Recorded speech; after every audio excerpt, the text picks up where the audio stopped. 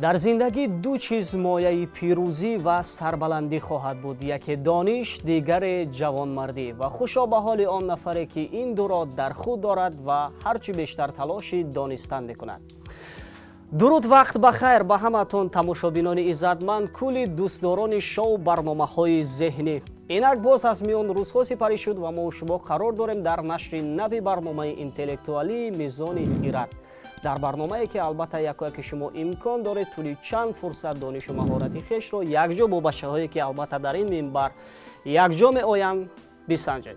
و باوری داریم که امروز با اشتراک 7 جوانی که واقعا با خواهش و ذوق امروز در برنامه ما اشتراک می‌ورزند، یک برنامه خیلی هم جالب و دیدنی منظور بیننده ها خواهد شد. و یادآور میشیم دوستان عزتمند، این برنامه با مقصد ارزش‌گذاری به تاریخ و فرهنگ، زبان دولتی، اینچنین دستگیری‌های پیوسته پیشوای ملت جهت بلند برداشتن معرفت جوانان، تحکیم حس خودآگاهی آنها منظور یک شما می‌گردد. خوش آمدید بچه‌ها. بیاید اکنون در آغاز برنامه یک معرفی کوتاه میکنیم. من اخترش کمی شناس میشویم. امروز بچه‌ها از کدام دانشگاه و دانشکده ها دوری هم آمدند؟ مرحمت، کی دست رو معرفی میکند؟ سلام علیکم، من توسنو زهران میباشم. امروز من به هیئت سردار گروه این برنامه رو پیگیری مینمایم. امروز این دوستان من از 7 دانشگاه شهر دوشنبه، اکادمی تاجیکستان، من خودم از دانشگاه تکنولوژی تاجیکستان، این کس از دانشکده زبان ها، این کس هم نیز از دانشگاه زبان ها و برادر ما محمد یوسف از دانشگاه تربیت جسمانی، برادر ما نجم الدین از دانشگاه اگراری تاجیکستان و از این خوجه از دانشکده اسلامی جمهوری تاجیکستان.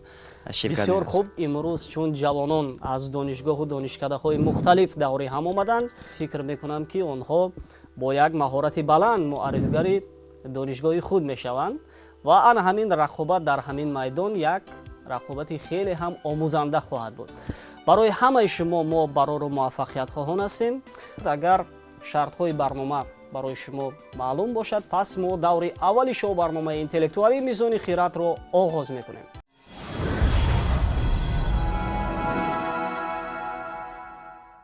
خوب یادآور میشیم در دور اول ما همگی 7 سوال پیشنهاد میکنیم و از میان 7 شما تنها 3 نفر رو انتخاب میکنیم. انیخترش 3 نفری که بعد 2 سوالی پاسخی درست پیشنهاد میگرداند. سوال اول چنین است: رویه اجتماعی، سیاسی و ادبی فرهنگی که در نیمه دوم عصر 19 در بین زیایان آسیای میانه به میان آمد، آنها را از غفلت شق شده ماندگی زمان کهنه فئودالی بیدار نموده با زمان نو، زمان تنتنه علم و عمل دعوت میکرد. کلمه از 13 حرف عبارت است. حتی سالهای 70 در کاری بلندی فیلم و فرانی ما دایر به اهمیت این رویه و سهم یکی از سرآمدان آن احمد دانش، فیلم دیدنی نیز روی نوار آمده است. رویه اجتماعی، سیاسی و ادبی و فرهنگی که در نیمه دوم عصر 19 و اول عصر 20 در بین زیایان آسیای میانه به میان آمد، یعنی آنها را از غفلت، از سیستم شق شدگی زمانی کهنه فئودالی بیدار نمود. این کدام رویه بود یا کدام جریان؟ در سرآمد همین رویه یکی از بزرگمردان علمی تاجیک، شخصیت خیلی هم برجسته تاریخی، احمد دانش می‌ایستند. رویه بود که البته تکان میداد زیایان را تا اینکه به علم رو بیارند، به معرفت رو بیارند، بیدار شوند، سیستم شق شده زمان کهنه فئودالی رو فراموش کنند. اکنون آنها باید جریان نو بسازند، مردم رو به علم دوستی دعوت کنند. چی بود؟ معارف پروری بود. ما به افتخارشون کف میکنیم. واقعا هم این کلمه معارف پروری بود.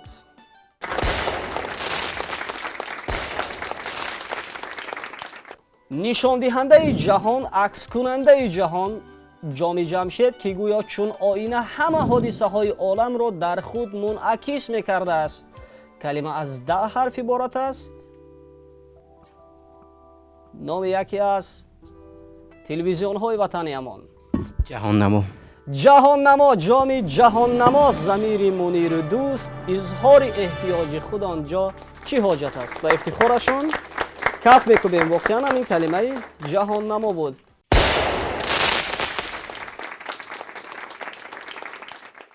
مقایسه کردن. نام اصلی مجنون که قهرمان اساسی داستان لیلی و مجنون است کلمه از 4 حرف قیاس. است. قیاس. کلمه از 4 حرف عبارت است. قیس.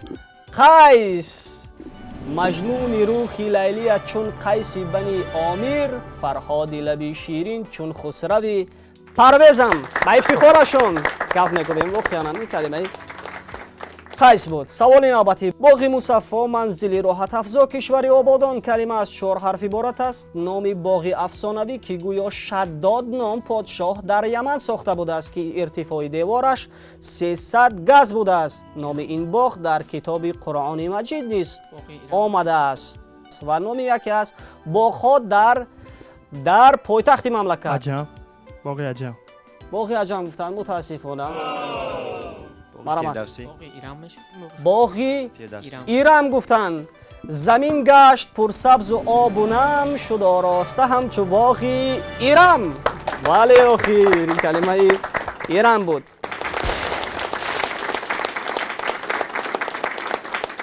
سوال نوبتی. شفقت کننده، دلسوزی، مهربانی، شفقت کنی کلمه از 6 حرف عبارت است. تخلص شاعر مشهور تاجیک. شفقت کننده، دلسوز، مهربان را چی میگوییم؟ نفری که اون مهربان است. متاسفانه باز کی؟ مشفقی با آن که دل مشفقی از کعبه نهان داشت از صورت زیبای تو بتخانه شد آخر. بله این کلمه مشفقی بود. اکنون سوال‌های دیگر رو ما در میان همان نفران پیشنهاد میکنیم که واقعا هم با یک سوالی جواب درست پیشنهاد گردانیدن. انیخترش 3 اشتراک داره دیگر. اما سوال چنین است. پوستی که با عمل‌های مخصوص برای ساختن چیزها تیار میکنند کلمه از 4 حرف عبارت است. پوستی آش داده شده حیوانات، پوستی بدن انسان و یا حیوان. چی میگویند؟ چرم. بپوشید تن را به چرمی پلنگ که جوشن نبود آنگها این جنگ. با افتخارشون.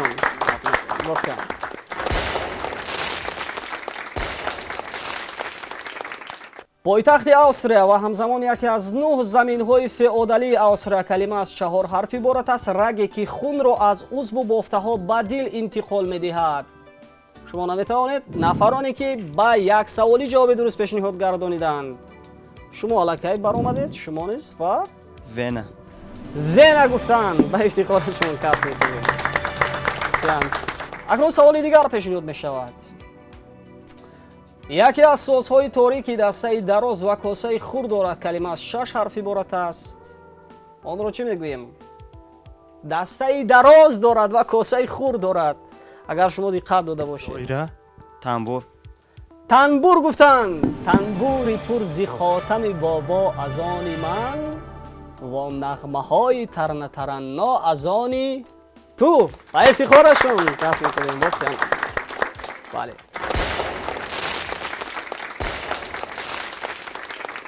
فکر میکنم دوستان عزتمند دور اول شو برنامه ذهنی میزان خیرات در میان 7 نفر اشتراک داره که واقعا هم با خواهش و ذوق به این برنامه آمدن. خیلی جالب پس سر شد و همین طور ما از میان 7 نفر اشتراک داران واقعا هم ارزنده این برنامه 3 تن رو انتخاب نمودیم. انیخترش 3 نفره که نسبت همتایان بعد 2 سوالی پاسخی درست پیشنهاد گردانیدند. با دیگرها میگوییم دل آزرده نشوید، دل شکسته نشوید، چون این برنامه است. خاصیت برنامه ذهنی همین است و عموما خاصیت خاصی برنامه میزان خیرات نیست. همین است که باید 4 نفر دیگر اختصار بشوند. بار دیگر برای آمدن هایتان اظهار سپاس. خوش آمدید.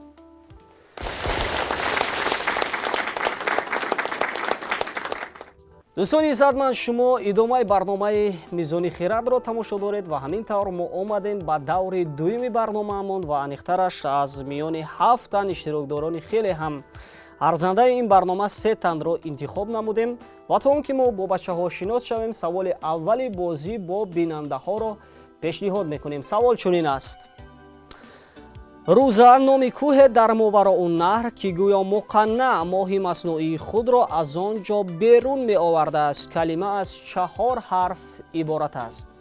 нафароне ки аввалин мешаванд ва ҷавоби саволро тавассути паёмак ба мо равон мекунанд, онҳоро тӯҳ ва интизор аст. акнун биёед бачаҳо мегузарем ба муаррифӣ. мо албатта то ҷои боз сарбони даста як муаррифии кӯтоҳ дар оғози барнома доштем ва акнун биёед дар бораи имрӯзаи таҳсилҳо каме суҳбат кунем. марҳамат. ман Турсунов Зуҳрон чуноне ки пештар қайд кардам, ман мехостам ки дар идораҳои давлатӣ кор ва фаъолият кунам ва ба хулосае омадам ки ихтисоси молия ва қарзро пеша гирам ва интихоб намоям ва дар донишгоҳҳои олии касбии ҷумҳурии Тоҷикистон таҳсил намоям ва идомаи таҳсиламро аз донишгоҳи аграрии Тоҷикистон ба донишгоҳи технологии Тоҷикистон интиқол кардам ва дар ин ҷо бо ихтисоси менеҷменти молиявӣ ҳозир айни ҳол таҳсили худро идома дода истодам. яъне шумо таҳсил гирифтаи ду донишгоҳ мебошед, ҳам донишгоҳи аграрӣ ва ҳам донишгоҳи технологии Тоҷикистон. дурусттараш ду таҷриба. бале, барои шумо албатта дар оянда муваффақиятҳо ҷиҳати расидан ба комёбиҳои нав ба нави илмӣ таманно дорем. Зуҳрон ва бо иштирокдори дуюми барнома шинос мешавем. марҳамат. раҳматуллоев Шоҳимардон ҳастам, донишҷӯи курси якуми донишкадаи давлатии забонҳои Тоҷикистон ба номи Сотим Лӯзода.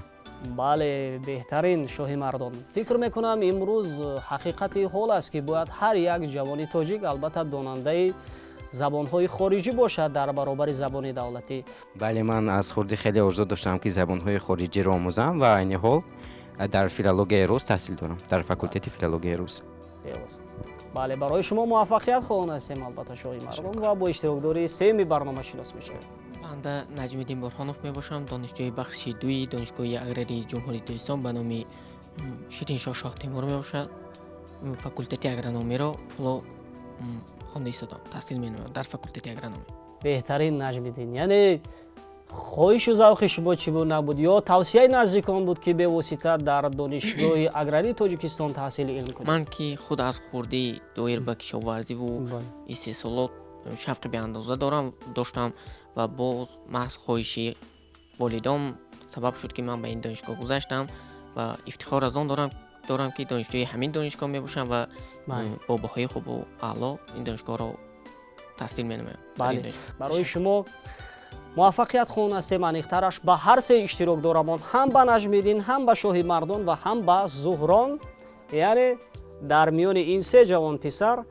хуб, ҳарчанд ки хонумҳо намерасанд, вале акнун онҳо кӯшиш мекунанд, новобаста ба он ки шартҳои барнома чӣ гуна аст, дӯстони ҳам ҳастанд, бевосита кӯшиш мекунанд як барномаи бисёр ҷолибро манзури бинандаҳо кунанд ва албатта сарбаландона ба даврҳои гуногун рохат бигиранд. дар ин бахш мо се саволи ба ҳар се шумо пешниҳод мекунем. дар сурати посух надоштани шумо, яъне рақибони шумо имконият доранд то ба саволи шумо ҷавоби дуруст пешниҳод гардонанд ва ҳамин тавр холҳои заруриро ба даст биёранд.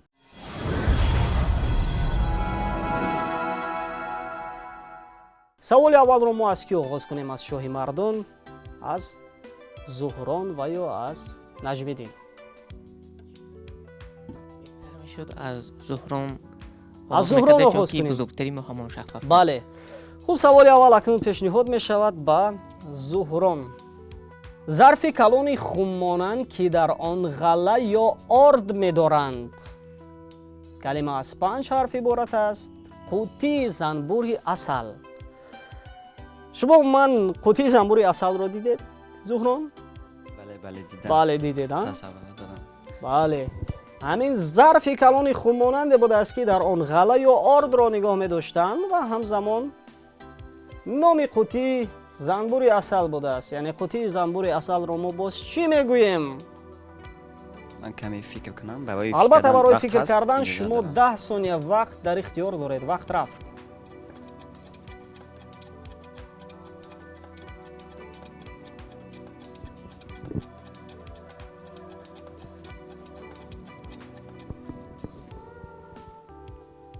خوب زهران، جواب داریم یا نه؟ جواب نداریم. خونبه. خونبه میگفتند. فکرم همین خیل. همین خیل میگویند. خب ما اکنون با دو دوست شما، انیخترش با دو رقیب شما اکنون مراجعت میکنیم، با شاهمردان و نجمیدین. شما واریانت دارید؟ شاهمردان؟ من نیز به فکر روزی. یعنی؟ خونبه. خونبه. شما چی میگویند نجمیدین؟ دستم جوابی عینق ندارم. جواب عمیق ندارند. نخلها بر کوه و کندو و شجر می نهد از شهد انباری شکر. این کلمه کندو بود. شما نفهمیده بودید این کلمه رو؟ نه. بار اول فکر میکنم که این کلمه اکنون در فوند لغوی شما ضم می شود. بله. سوال نوبتی پیشنهاد میگردد به شاهی مردان. همنشین، هم صحبت امیران و شاهان کلمه از 5 حرف عبارت است. رفیق نزدیک، محرم، کسی که با بزرگان تا اندازه نزدیک بوده مذاق و هزل کرده میتواند. نام یکی از منصب‌ها در امارت بخارا، صحبتنگاران مخصوصی امیر که در نشست‌های خاص خود همنشین امیرند، مثل مشاوران، حقوق مشورت و مصلحت را دارند. وزیر باشد. وزیر. رفیق نزدیک گفتیم. کسی که با بزرگان تا اندازه نزدیک بوده مذاق و هزل کرده میتواند گفتیم. مذاق میکرده است، هزل میکرده است. اگر مثلا نفری که به شما نزدیک نباشد اگر شما را مذاق و هزل کند، شما پس بسیار رو افتاده میشید و حتی در میان شما جنگ و جدال به میان میآید. ولی او چون نزدیک با بزرگان بوده است، با امیران و شاهان بوده است که حقوقی مذاق و هزل کردن رو داشته است. حتی نام یکی از منصب ها در امارت بخارا بوده است. این کدام منصب یا چگونه نفر است؟ بعد او شراکداری دیگر همون مراجعت میکنیم. زهران شما جواب کلمه دارید. از چند حرف عبارت است؟ این کلمه از 5 حرف عبارت است. من فکر میکنم این کلمه جوره. جوره. بله. جوره گفتم. شما چی میگویید؟ نجمیدین. من هم مثل شوی مردم وزیر رو انتخاب میکنم. وزیر. ندیم سکندر به بگاه و گاه، محاسب در احکام خورشید و ماه. ندیم بوده است. ندیم هم صحبت. هیچ گپ نه. سوال چنین است نجمیدین. گماشته، نماینده، کسی که به اجرای کار وکالت گرفته باشد از شخص و یا جمعیت. کلمه از 5 حرف عبارت است. نماینده انتخابی در پارلمانت، مجلس، دپوتات. سفیر. سفیر. نماینده انتخابی در پارلمانت است. وکیل. وکیل. وکیل. یا دیگر واریانت ها شاید باشد. وکیل. مجلس، دپوتات گفتیم. از وقت کار میگیرید؟ 10 ثانیه. یا جواب یگانه است؟ جواب یگانه. جواب یگانه وکیل میگویند. دو اشتراکدار دیگر شما چی اندیشه ها دارید؟ مرحمت. جواب داریم؟ من نیز فکر میکنم کلمه وکیل این درست است. درست است. شوی مردان شما چی میگوید؟ به فکر من هم درست است. درست است. بدین وعده من از بیچون وکیلم، اگر باور بداری من کفیلم. و افتخارشان کف میکنیم. در حقیقت همین کلمه وکیل بود.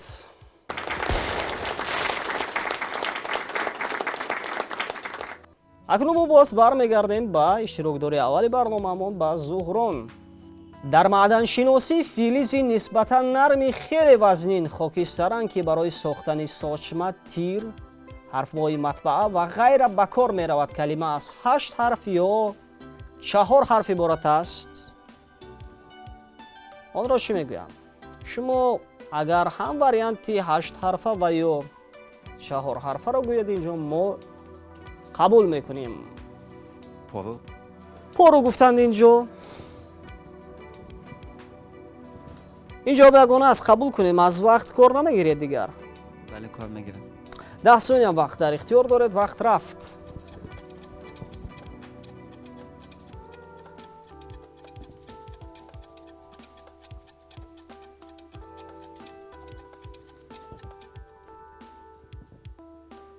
وقت به انجام رسید. چی میگفتند زهران این کلمه را؟ шумо албатта дидаед онро. хуб дигар бачаҳо, марҳамат, шумо чӣ гуна ҷавоб доред? ба фикри ман ин қурғошим аст. Қурғошим. Қурғошим гуфтанд. Наҷмиддин, шумо чӣ мегӯед? Қурғошимро интихоб мекунам. Қурғошим ё Қурғошим ё ба ибораи дигар онро чӣ мегӯянд? сурб. хуб, мо акнун ба ифтихори шоҳи мардон каф мекунем ки воқеан ҳам ҷавоби ягонаро пайдо карданд. ин калимаи қурғошим ва ё сурб буд. аввалин шуда ҷавоби дурустро пешниҳод карданд.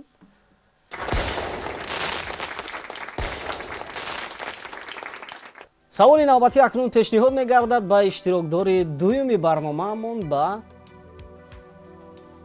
шоҳи мардон. савол чунин аст: шоҳи мардон. шоҳи Турон персонажи асотиру ривоятҳо ва достонҳои ҳамосии бостонии мардуми ориёӣ ва шоҳномаи фирдавсӣ калима аз 8 ҳарф иборат аст. ин калима дар авасто ба маънои касе ки ба ҳарос меандозад ишора шуда дар шоҳномаи фирдавсӣ набераи Тур писари Пашанг аст. набераи Тур писари Пашанг аст. дар авасто ба маънои касе ки ба ҳарос меандозад ишора меёфтааст. яъне касе ки боиси шояд ин афросиёб бошад. афросиёб. дигар дӯстонатон шумо чӣ мегӯед? Зуҳрон. бале мегӯянд. Наҷмиддин? Афросиёб аст. афросиёб. мо низ ба ифтихорашон каф мекунем, чунки ҷавоб дуруст аст. воқеан ҳам ин калимаи афросиёб буд. омехтаи чизҳои камарзиш дар чизҳои пурбаҳо ҳамчун тилло, нуқра, мушк, шароб ва ғайра калима аз 3 ҳарф иборат аст. ҳатто ин калимаро ба гирья кардани кӯдак низ рабт медонанд. бубинед, омехтани чизҳои камарзиш дар чизҳои пурбаҳо ҳамчун тилло, нуқра, мушк, шароб ва ғайраро мо чӣ мегӯем? 10 сония вақт дар ихтиёр доред. вақт рафт.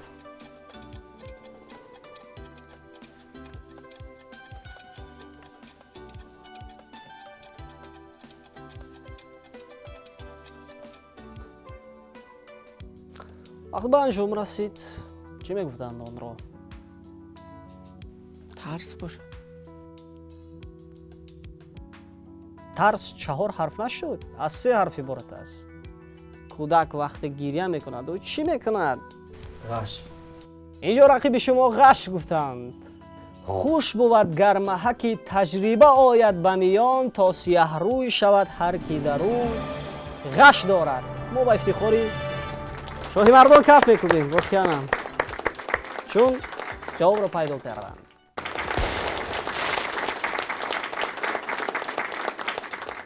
акнун саволҳои сеюм пешниҳод мегарданд.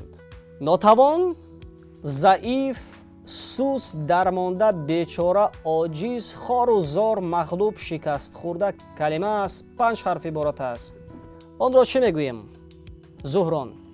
яъне бубинед, касе ки нотавон аст, заиф аст, ё давлате ки нотавон аст, заиф аст, суст аст, мағлуб аст, шикастхӯрда аст. 10 сония вақт дар ихтиёр доред. вақт рафт.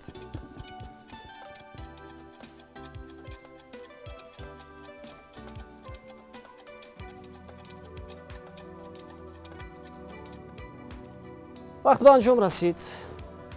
лабанд. лабанд. ҳамин тавр? хуб, дигар бачаҳо шумо чӣ гуна гузинаҳо доред ё вариант? Завол бошад. ман завол гуфта мехостам. завол. завол. завол. қавидастро фатҳ шуд раҳнамун, ба зинҳорхоҳӣ даромад забун. ин калимаи забун буд. забон ёфтан. ҳеҷ гап не. саволи дигар акнун пешниҳод мешавад ба иштирокдори дуюми барномаи мо, албатта ба шоҳи мардон. дар шоҳнома абулқосим фирдавсӣ кадом мавзеъро кишвари девҳо тавсиф мекунад? калима аз 10 ҳарф иборат аст. дар соли 529-536 онро кайковус бо душворӣ забт менамояд ва ба кӯмаки ӯ қаҳрамони маъруфи ҳамосаи фирдавсӣ Рустам меояд. ҳатто агар шумо диққат дода бошед, дар филми достони Рустам коргардон Борис Кимёгаров ҳамин мавзеъро нишон медиҳад ки чӣ гуна рустам ба он ҷо меравад ва чӣ тавр ковус дар доми найранги девҳо меафтад. хулоса ҳамин достони ковус бо муаррифӣ намудани ҳамин мавзеъ дар шоҳнома оғоз меёбад. ҳамин кишвари девҳо дар шоҳнома чӣ ном дорад акнун? бевосита онро ковус бо кӯмаки рустам ба даст биёрад. 10 сония вақт дар ихтиёр доред. Вақт рафт.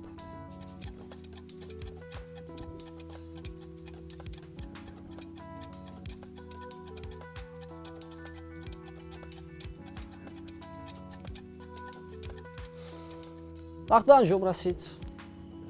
мо онро чӣ мегӯем? калима хеле ба ман шинос аст, лекин ба хотирам намеояд. ба фикрам ин зевориён бошад ё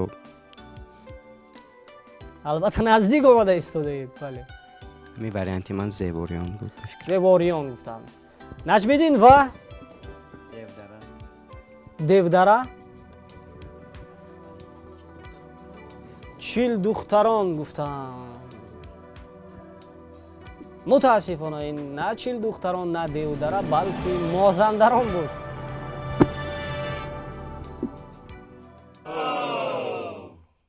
ҳеҷ гап не. саволи навбатӣ акнун пешниҳод мегардад ба иштирокдори сеюми барномаи мо ба наҷмиддин. драманавис, шоир ва нависандаи маъруфи англис ки ӯро шахсияти барҷастаи ҳамаи замон мешуморанд. калима аз 7 ҳарф иборат аст. нақшҳои қаҳрамонҳои пьесаҳои ӯ дар бораи ҳиссиёти инсон ба монанди ишқ, рашк, ғазаб, шуҷоат ва ғайра офарида шуданд ки имрӯз ҳам ба тамошобини театр хуш меояд. аксарияти башарияти бо тамаддуни ҷаҳон эҷодиёти ӯро меомӯзанд. дар саҳнаи театри давлатии академии драмавӣ ба номи абулқосим лоҳутӣ, яъне шаҳри душанбе, пьесаҳои маъруфаш монанди Отелло, Ромео ва Ҷулиетта, Шоҳ Лир ва Ҳамлет ба забони тоҷикӣ намоиш дода шуданд. ин шахсияти барҷаста ки намунаи бисёре аз нависандаҳо, драматургони ҷаҳонӣ гардидааст, бо кадом ном маъруфият дорад? шумо умуман ба театр меравед? ба фикрам пайваста шоҳидӣ намоишномаҳо мешавед? бале, бисёр хуб аст ки албатта ҷавонони мо мераванд тавассути намоишномаҳо ҷаҳони маънавии худашонро бой мегардонанд, ғизои баланди маънавӣ мегиранд, ӯро шахсияти барҷастаи ҳамаи замон мешуморанд. зеро воқеан ҳам дар намоишноманависӣ, дар арсаи эҷод, хусусан драматургия як инқилоби бузурге овардааст. 10 сония вақт дар ихтиёр доред. вақт рафт.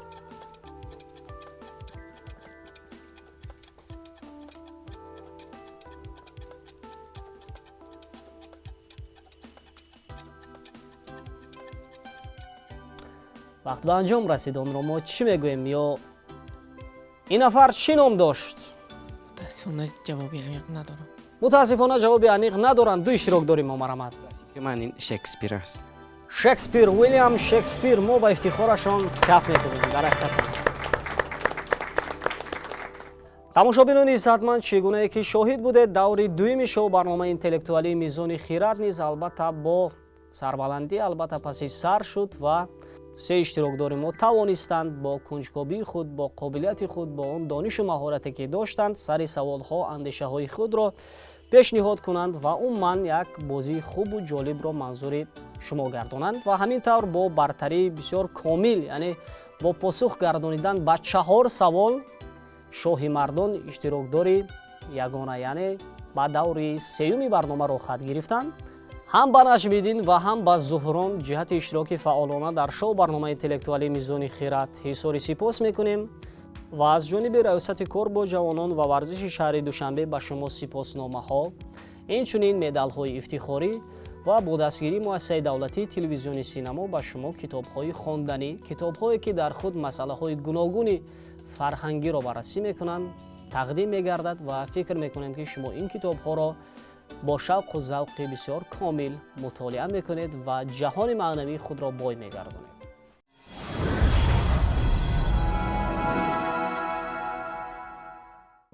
наҷмиддин ва зуҳрон, албатта ҳардуи шумо низ ғолиби ин барнома ҳастед, чун омаданд ба барномаи мизони хират ва иштироки фаъолона намуданд, омаданд ба чунин зинаҳои ифтихорӣ, албатта ки ғолибият аст. ва акнун чӣ гуна таассурот, чӣ гуна андешаҳо ҳаст роҷеъ ба бозии имрӯза? Аниқтараш бозии имрӯзаи мо дар ҳалқаи 7 ҷавоне ки воқеан аз донишгоҳу донишкадаҳои мухталифи кишвар омаданд, чӣ гуна ҷараён гирифт, чӣ гуна сипарӣ шуд? Марҳамат.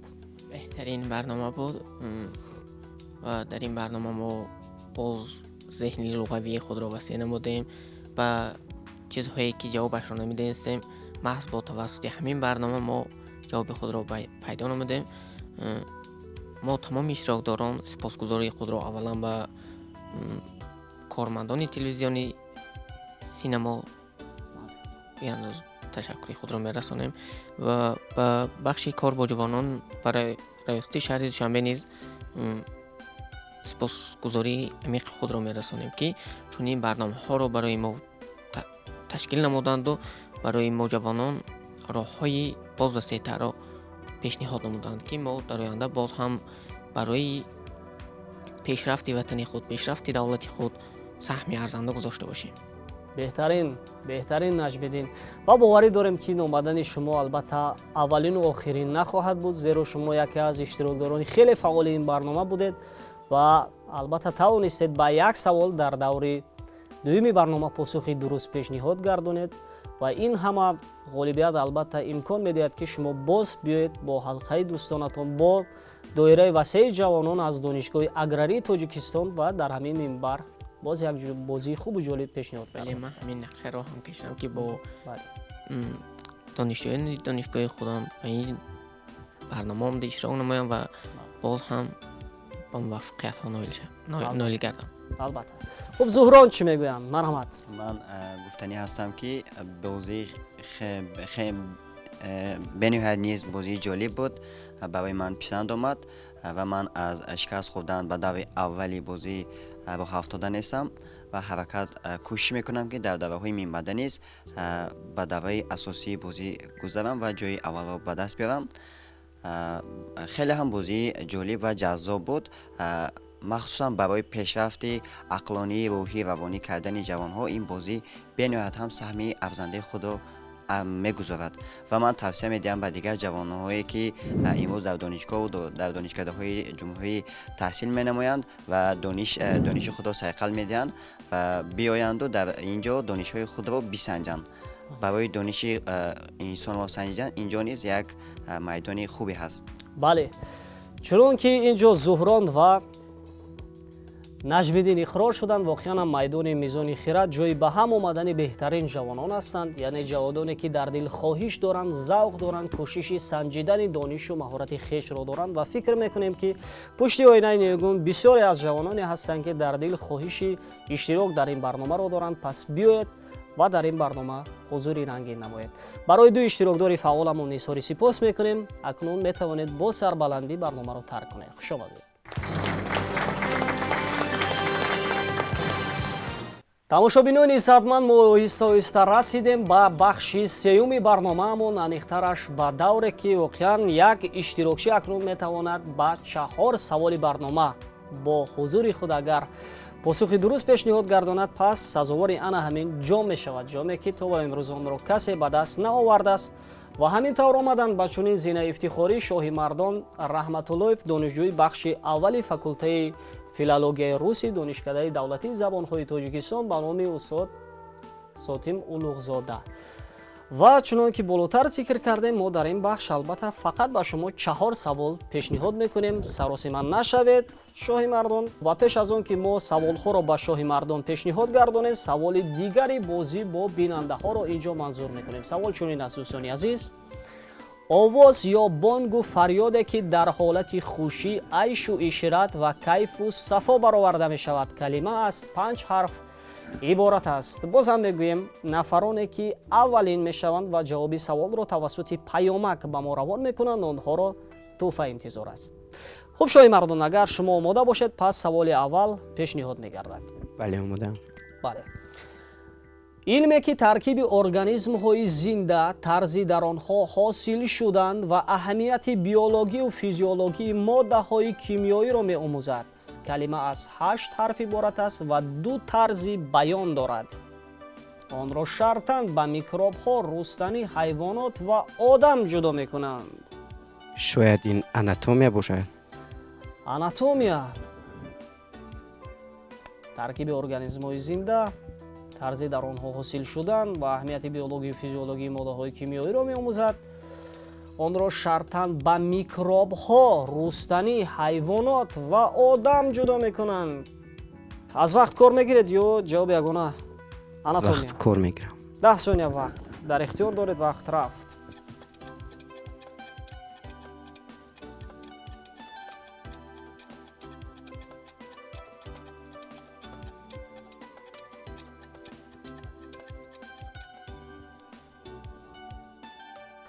вақт ба анҷом расид. ин чӣ гуна илм будааст? калима гуфтем аз 8 ҳарф иборат аст, 2 тарзи баён дорад. агар кадоме онро инҷо пешниҳод кунед, пас мо онро қабул мекунем. вариантҳо хеле зиёдан, лекин намедонам ки кадомашонро интихоб кунам. инҷо вариантҳои зоология аст, биология ва анатомия мебошад. хулосаи ман анатомия аст. анатомия. мутаассифона ин калимаи биокимиё ё зистшимӣ буд. ё ба ибораи дигар, биокимиёро шартан ба биокимиёи микробҳо, биокимиёи рӯстанӣ, биокимиёи ҳайвонот ва одам ҷудо мекунанд. ёдгории меъморӣ дар Бухоро ки соли 1623 бо ташаббуси вазир Имомқулихон Нодири Девонбегӣ бунёд гардидааст. калима аз 9 ҳарф иборат аст. ин ёдгории меъморӣ ба сифати корвонсарой бунёд гашта буд, вале баъдан бо исрори шайхон ва фармони ҳокими Бухоро ба мадраса табдил дода шуд ва солиёни дароз дар тарбияи олимони зиёде аз саросари шарқ саҳим буд. маҳз кошинкории пештоқи мадраса, услуби мунаббаткорӣ, тасвири турнаҳоӣ дар парвоз онро яке аз ёдгориҳои нодири таърихӣ муаррифӣ менамояд. калима аз 2 ҳисса иборат аст. ҳиссаи аввал маънои маҳкама, идораи давлатӣ, кӯш, қаср, маҷмӯаи ашъори шоир ва ҳиссаи дуюм идора ва ҳукумати бекро ифода мекунад. ҳоло мадрасаи мазкур дар муҳофизати давлат аст. аввалан он ба шакли корвонсарой буд ва баъдан бо исрори шайхон ва фармони ҳокими Бухоро ба мадраса табдил дода шуд, ки дар он ҷо албатта олимони зиёде аз саросари шарқ таҳсил гирифтаанд. ин мадраса дар таърих то ба имрӯз бо кадом ном маъруфият дорад? як мадрасаи хеле маъруф аст. 10 сония вақт дар ихтиёр доред. вақт рафт.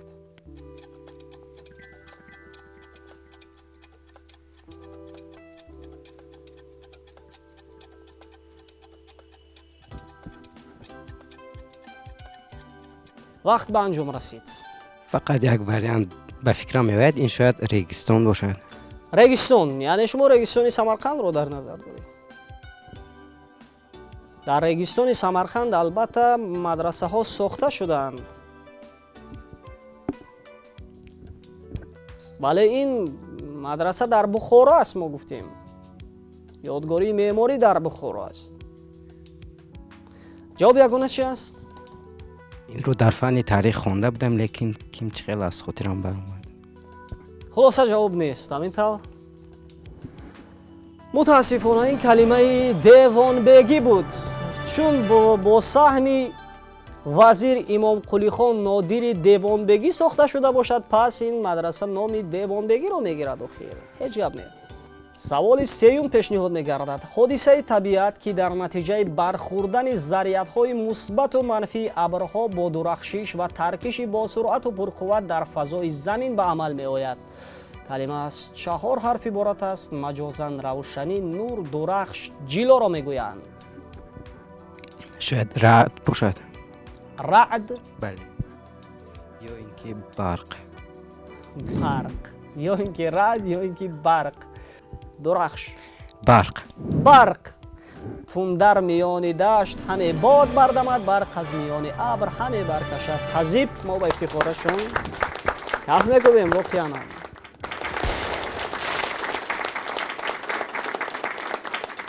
سوالی آخرین اکنون پیشنهاد میگردد به شاه مردان دریا بحر کلمه از 3 حرف عبارت است نام یکی از 10 شاهان سلاله پیشدادیان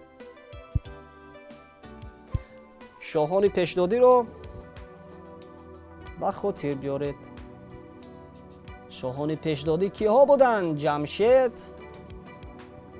باسکی کیکاووس 10 ثانیه وقت در اختیار دارید وقت رفت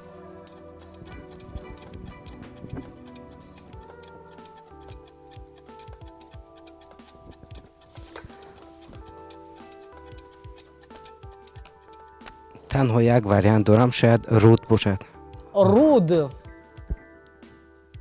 دریا رود بحر یعنی همینطور بله لیکن از نام شاهان پیشدادیان نشنیده بودم که رود باشد خلاصه جواب هست یا نیست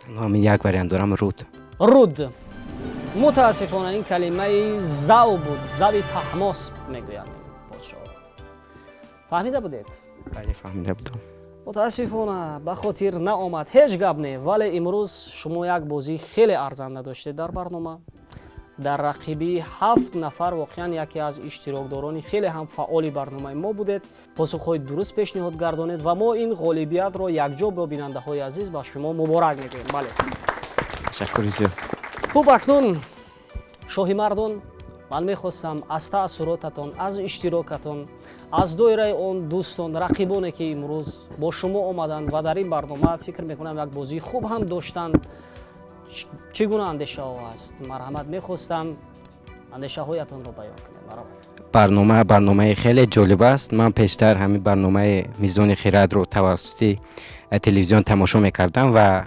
آرزو داشتم که روز اشتراک میکنم و همین طور هم شد به رفیقانم که اشتراک میورزیدن میگویم که رو افتاده نشوند مهمش این است که اشتراک کردند و در دانشکده دولتی زبان ها بین رفیقانم و همکورسانم شخصان زیادی هستند که میخوان در این برنامه اشتراک ورزند به همه آنها مصلحت میدهم که اومده در اینجا اشتراک کنند و دانش خود را سنجند سپاس میگویم به شما شاهی مردان و فکر میکنم اون جوانان اون دوستان شما که واقعا در دل خواهش دارند بعد تماشای این برنامه اکنون راه پیش میگیرند به سوی مؤسسه دولتی تلویزیونی سینما تا اینکه بیایند در برنامه میزان خرد اشتراک فعالانه نمایند جهت اشتراک خیلی هم فعال و ارزنده در برنامه به شما از جانب ریاست کار با جوانان و ورزش شهر دوشنبه دیپلم همزمان مدال افتخاری و اینچنین یکی از کتاب‌های خیلی هم خواندنی که در خود مسائل گوناگون اخلاقی را مطرح میکند کتاب آفتاب تربیت تقدیم میگردد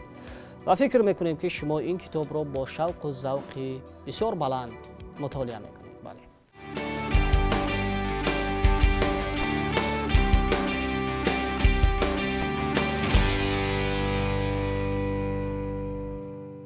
بار دیگر تبریک شاهی مردان بار دیگر برای شما در کسب علم موفقیت های بی‌نظیر را تمنا داریم بار دیگر خوش آمدید تشکر زیاد دوستان عزیز همینطور ما آهسته میرسیم به فرجام شو برنامه اینتלקتوال میزان خرد و چون همیشه اکنون سوال آخری بازی با بیننده ها رو پیشنهاد میگردونیم سوال چنین است بندی آب بندی پیش آبی دریا نهر یا جویهای کلان دروازه آب پرتا صدی دریچه دار کلمه از 6 حرف عبارت است باز هم یادآور میشیم نفرانی که اولین میشوند و جواب درست را توسط پیامک به ما روان میکنند آنها را تحفه انتظار است تا نزدیکترین دیدار صحتمند و پیروز بمانید خیر